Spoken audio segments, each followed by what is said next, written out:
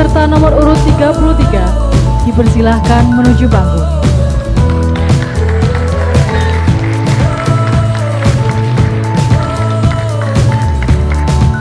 Ya, sebentar ya. Jurinya masih satu. Iya, sebentar. Yes.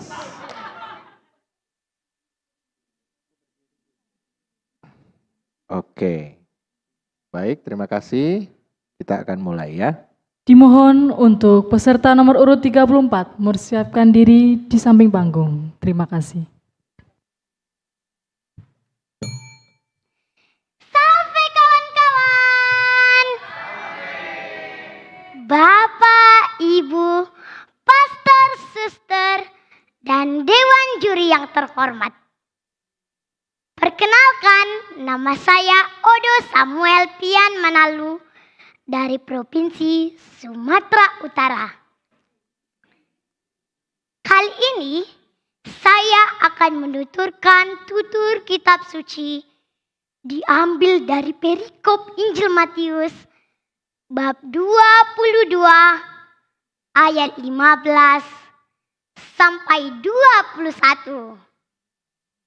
Dengan tema membayar pajak kepada Kaisar dan kewajiban hidup bermasyarakat. Ginilah ceritanya.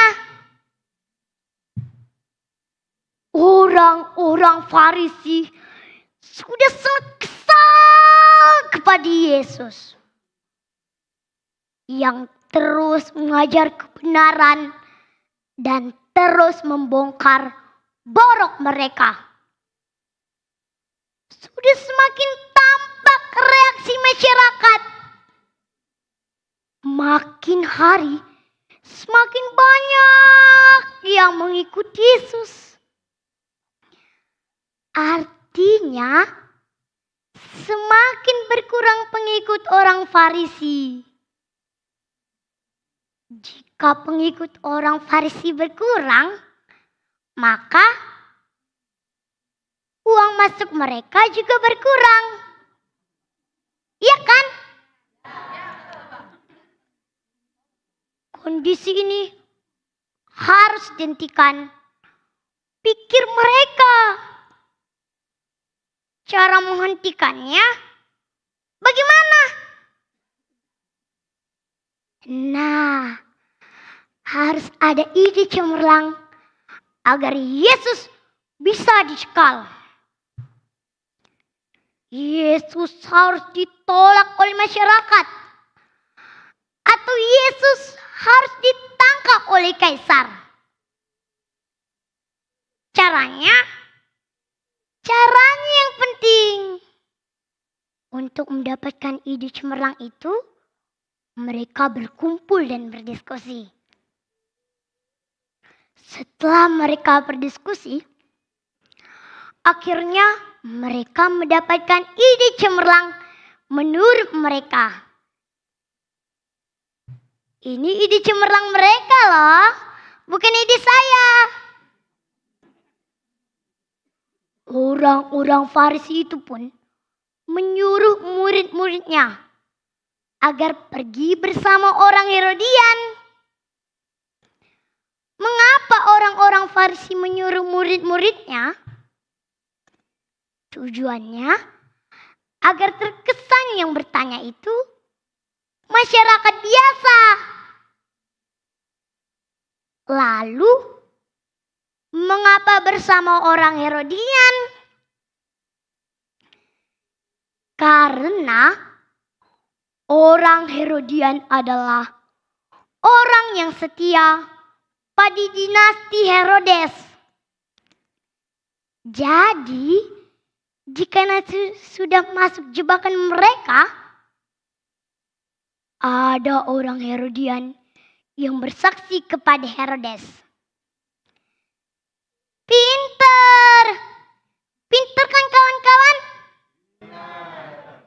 Pinter belicik.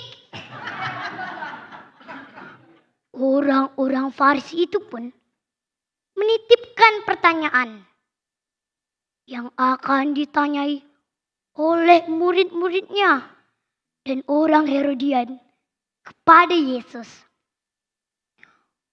Murid-murid mereka ini tentu harus dilatih dahulu cara bertanya pada Yesus. Soalnya yang mau ditanya itu Yesus, bukan kaleng-kaleng. Setelah mereka dilatih, pergilah mereka menghadap Yesus. Setelah menghadap Yesus, mulailah aksi dijalankan. Guru, kami tahu engkau adalah seorang yang jujur. Dengan jujur mengajar jalan Allah. Engkau tidak takut kepada siapapun, sebab engkau tidak mencari muka. Di tahap awal ini, mereka memuji Yesus. Dipanggil guru, disanjung sebagai orang jujur, dengan jujur mengajar jalan Allah, dan tidak takut kepada siapapun, sebab tidak mencari muka. Mereka berharap Yesus akan tersanjung dengan segala pujian mereka itu. Secara manusiawi, kalau sudah tersanjung, pastilah nanti akan membalas budi dengan mendukung mereka.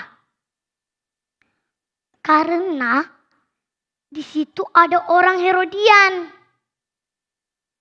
Pikir mereka, Yesus akan pro kepada Herodes.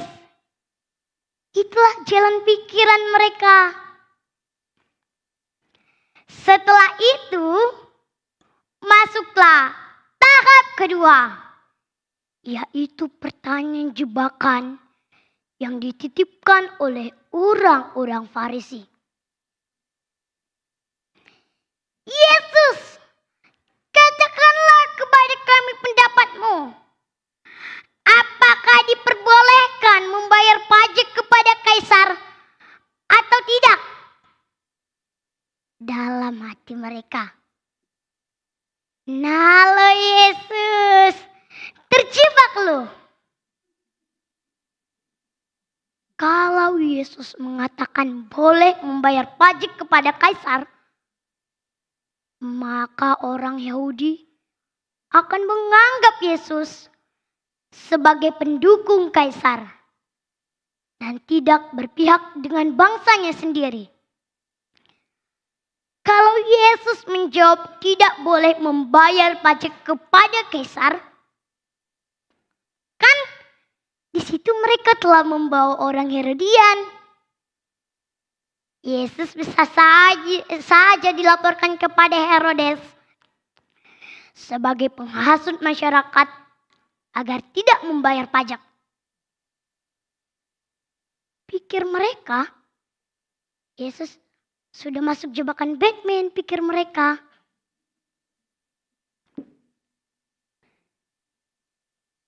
Tetapi ternyata di luar harapan mereka.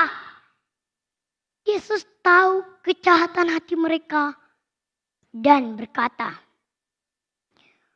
"Mengapa engkau mencobai aku, hai orang-orang munafik?"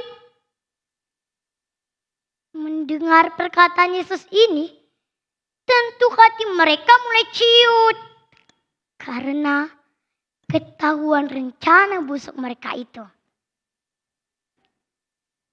Tetapi Yesus tetap memberi jawaban atas pertanyaan mereka itu. Yesus meminta mata uang yang dipakai untuk membayar pajak itu. Lalu bertanya, "Gambar dan tulisan siapakah ini?"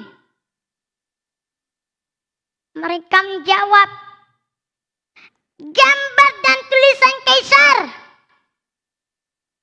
Lalu kata Yesus, "Berilah kepada Kaisar apa yang menjadi hak Kaisar, dan kepada Allah apa yang menjadi hak Allah.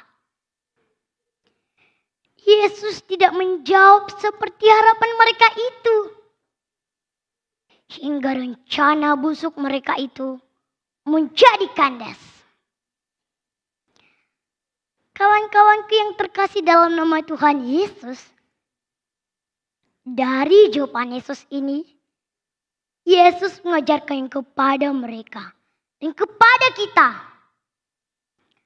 bahwa hidup di dunia ini perlu bermasyarakat, bernegara, dan bertuhan. Memang sejak semula Allah menciptakan kita sebagai makhluk sosial yang membutuhkan orang lain. Pengajaran Yesus ini selaras dengan hukum kasih yang menjadi hukum utama. Sebab bila kita tidak bermasyarakat, bagaimana mungkin kita mewujudkan kasih kepada sesama? Karena kita butuh hidup bermasyarakat, kita juga butuh negara atau pemerintah sebagai lembaga yang mengatur tatanan hidup bermasyarakat dengan baik. Untuk itu pula lah kita harus bayar pajak. Kawan-kawanku masih ingat dengan kardinal kita, Monsinyur Sugio Pranoto. Beliau adalah tokoh gereja Katolik Indonesia yang terkenal dengan slogannya 100% Katolik, 100% Indonesia. Slogan Monsinyur Sugio Pranoto ini menyegarkan pemahaman kita sebagai umat Kristus bahwa kita hidup di dunia ini perlu bermasyarakat, bernegara, dan mengabdi kepada Tuhan dan gereja. Sebagai orang Katolik yang baik, kita harus bayar pajak. Sebab orang bijak taat pajak.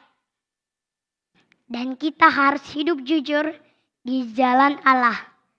Karena tujuan akhir hidup kita berbahagia bersama Allah. Amin. Demikianlah saya sampaikan tutur kitab suci ini. Mohon izin ya, saya akan menutup tutur kitab suci ini dengan sebuah pantun.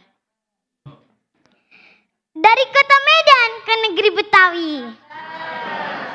Cukup sekian dan terima kasih. Dalam nama Bapa, Putra, dan Roh Kudus. Amin.